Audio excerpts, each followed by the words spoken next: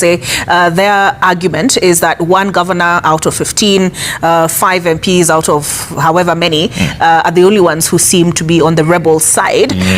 What's his response to that? All right, we'll do that.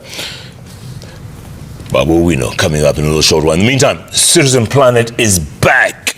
And the Mau Forest Complex, Kenya's largest water tower, hosts numerous springs and is the source of major rivers that feed key lakes, including Lake Victoria. However, these vital springs are facing the threat of extinction due to mounting pressure from human activities. As our very own Agnes Oloo reports, community-led restoration and protection efforts in southwestern Mau are now helping to breathe new life into the endangered water sources. Take a listen.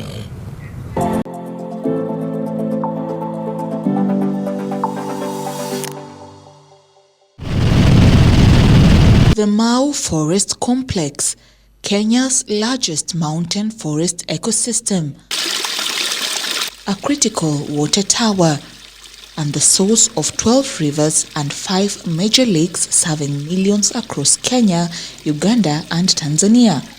But as human activity expands from settlement and farming to deforestation, so does the threat to the fragile springs that sustain the forest's lifeblood.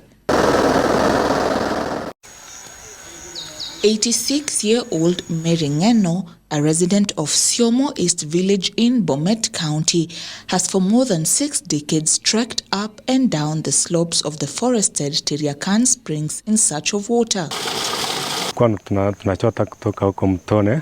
Mama ndio alikuwa akienda na kurudi. Za this water tulikuwa tunaenda wakati wa weekend. Sai imekuwa rahisi. Ng'ombe tunapatia maji hapa karibu, sio kama wakati huo.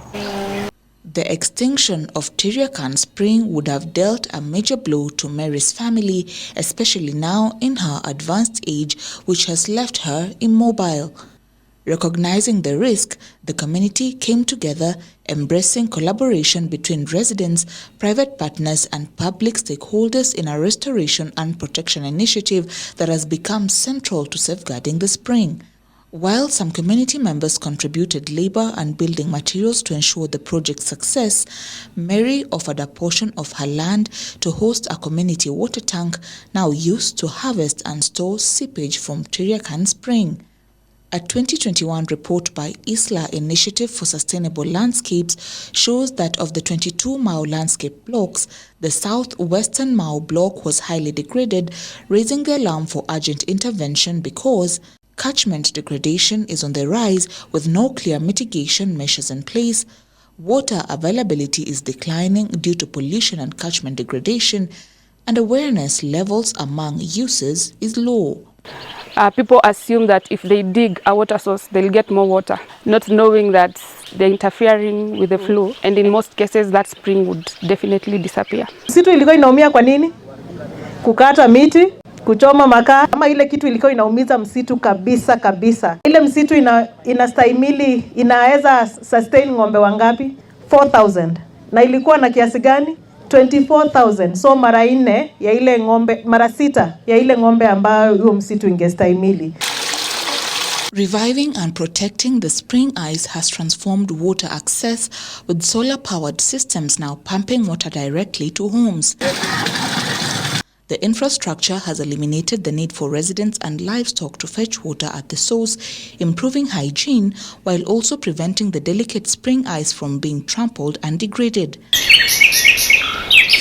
Many kilometers from Siomo village, residents of Kipreres are far less fortunate.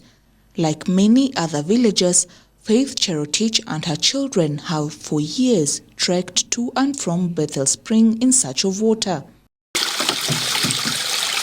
Armed with an improvised scoop fashioned from a carved banana stem, they draw water at a makeshift fetching point, tapping the resource directly from the fragile source. Alifika hapa 2018 mpaka wa leo. Amekuwa akichota hii maji tangu siku hiyo mpaka wa leo. Niko na watoto 3 na tunakuja mara 2 kwa siku. Hiyo maji iweze kutusaidia. We mapped 61 springs and we've only managed to do 10 in 2 years. There's a high demand for water access, and the funding is really not there. A water spring is a natural continuous discharge point where water flows out from an underground aquifer onto the ground surface.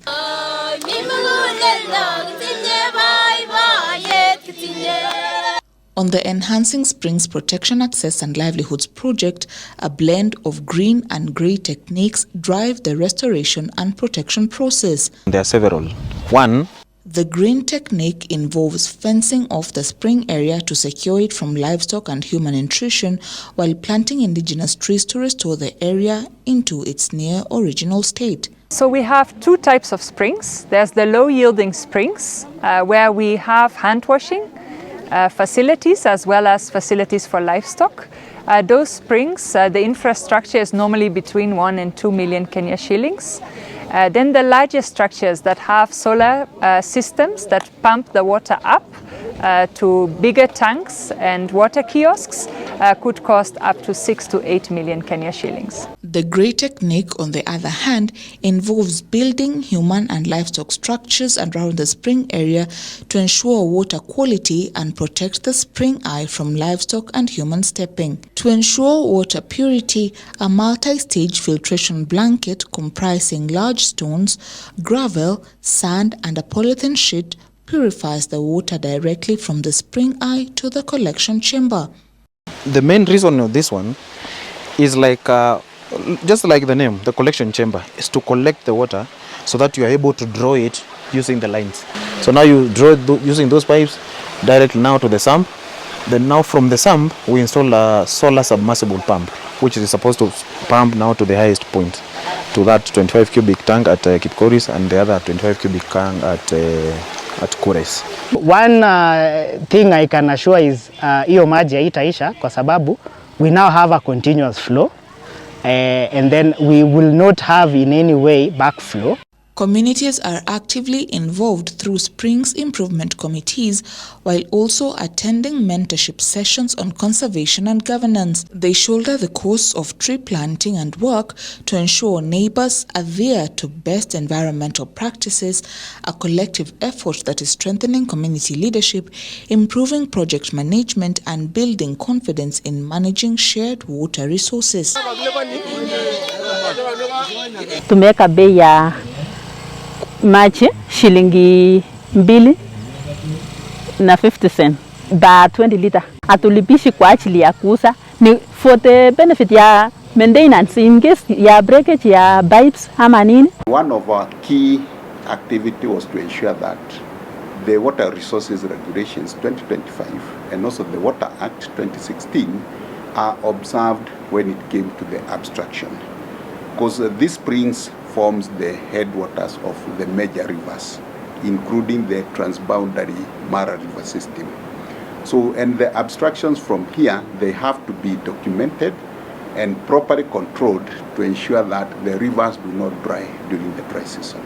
Over 2,000 households at the southwestern Mau Forest block are reaping from the Springs Recovery and Sheltering Project, throwing a challenge to save the entire Mau Forest complex from the climate crisis. Now this whole area